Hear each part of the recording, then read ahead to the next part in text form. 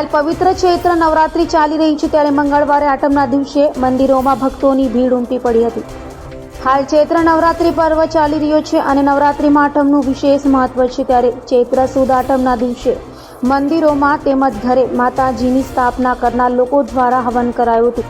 તો શહેરભરના મંદિરોમાં માતાજીને વિશેષ શણગાર સહિતના વિવિધ કાર્યક્રમોનું આયોજન કરાયું હતું। તો સુરતના જૂના અંબાજી ભાગળ ખાતે આવેલ મંદિરે પણ આજે ચૈત્રી આઠમે વિવિધ આયોજનો કરાયા હતા। તો માય ભક્તો પણ મોટી સંખ્યામાં મંદિરે પહોંચ્યા હતા। આજે જે શણગાર કરવામાં આવે છે તે વર્ષમાં ફક્ત 4 વાર જ કરવામાં આવે છે।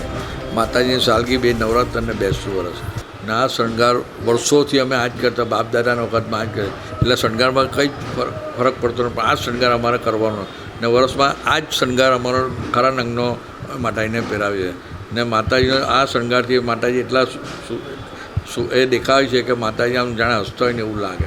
નાના દર્શન કરવા લોકો સવારથી 4 વાગ્યાની લાઇનમાં ઊભા રહી ને અત્યારે બી તમે જો બપોર તડકામાં એટલું પબ્લિક દર્શન કરવા આવે છે।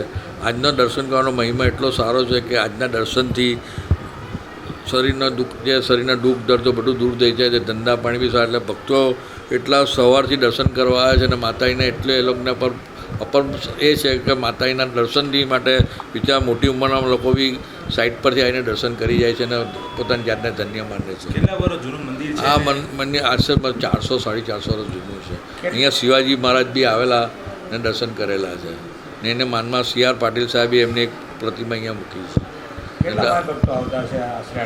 આજને અમારા લાખેક પબ્લિક તો આવતું હશે।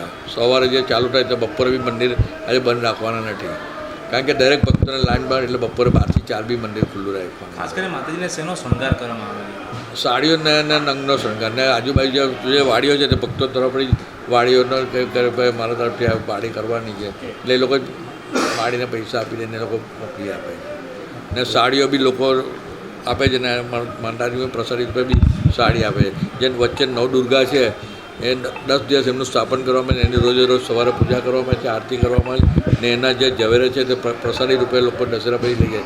એ ઝવેરા એટલા બરકતી છે કે લોકોને ધંધા પાણી બધું સારું છે, એના માટે બી લોકો અમારા માટે દશેરા પછી ઝવેરા લેવા આવે છે। ને એનું જે પાણી છે કળશનું પાણી, તે પાણીથી ભલવાને દુઃખ ડરતો હતું, કોઈને કેન્સર બી થયું હોય તો એનાથી બી સારું થઈ જાય। આ તો શ્રદ્ધાની વસ્તુ છે અને ઘણા સારું બી થયું છે, એટલે માતાજીના આશીર્વાદથી લોકો આજે એટલા જ ને વર્ષોથી આ મંદિરે જે કાંકાટી વેસુ છે, ઉધના છે, ચારે બાજુથી સલાબત પરાઠી, પણ સવારની અંદર પબ્લિક એટલું આવે છે કે લોકો થાક ઉતારીને કે થાકી જાય તો બી અહીંયા આવીને થાક ઓછો થઈ જાય।